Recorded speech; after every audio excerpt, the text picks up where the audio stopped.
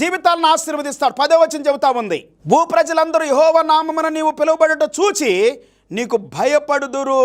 15వ అధ్యాయం 5వ వచనం, డిట్రానమీ చాప్టర్ 15:5, కావున నేడు నేను నీకు ఆజ్ఞాపించుచున్న ఈ ఆజ్ఞలన్నిటిని అనుసరించి నడుచుకొనుటకును ఈ దేవుడైన యెహోవా మాటను జాగ్రత్తగా వినిన ఎడల మీలో భేదలు ఉండరు.